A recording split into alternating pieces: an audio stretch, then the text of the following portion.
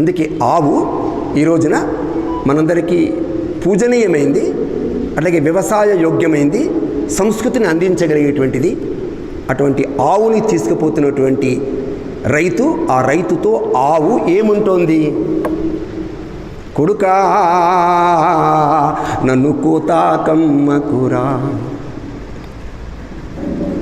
కన్ను మూసేదాకా కష్టపడతా నీ కోసం, కొడుకా నన్ను కోతాకమ్మకురా.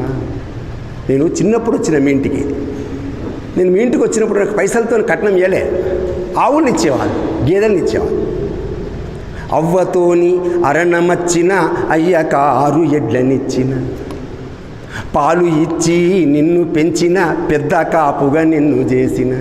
కొందరు అంటారు కదా, ఆయన చాలా పెద్ద కాపు సార్ అంటాడు. ఎందుకంటే పెద్ద కాపు అంటే ఆవులు ఉంటాయి సార్ అంటే, మేము ఉంటేనే కదా మీ పెద్ద కాపు, నేను లేకపోతే పెద్ద కాపు ఎక్కడే. అవ్వతోని అరణమచ్చిన అయ్యక 6 ఎడ్లనిచ్చిన, పాలు ఇచ్చి నిన్ను పెంచిన పెద్ద కాపుగా నిన్ను చేసిన. ఇప్పుడు నేను ముసలినైతిని, వట్టిపోయిన గేదెనైతిని, ముట్టి కాసుల కోసరము నన్ను కొట్టి చంపే వాళ్ళకిస్తవ, కొడుకా నన్ను కోతాకమ్మకురా. అల్కబీర్ ఇక్కడే ఉంది మన జిల్లాలో. అల్కబీరోళ్ళు వస్తారంట, ఎక్కువ పైసలు ఇస్తారంట, పైసలాసకు నన్ను నీవు పట్టి వాళ్ళకప్పగిస్తే కట్టి కొట్టి పడేస్తారంట, నీళ్ళు మేత పెట్టరంట. నోరు ఎండి కడుపు మండి కదలలేక కన్ను మూస్తా, కొడుకా నన్ను కోతాకమ్మకురా. ఫ్యాక్టరీలో తీసుకుపోయిన తర్వాత ఏం చేస్తారని తెలుసా?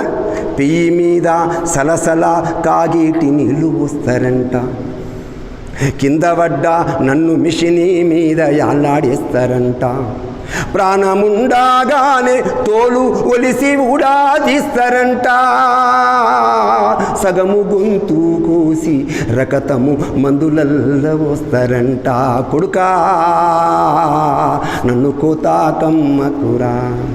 నేను మీ ఇంట్లో ఉంటే నాకైనా బిర్యానీ, ఇడ్లీ, దోశ మనం వండి పెడుతున్నావా?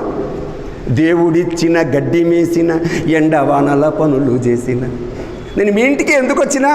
వెనక జనమల కింది బాకీ ఇచ్చిపోని ఇంటికి వచ్చిన.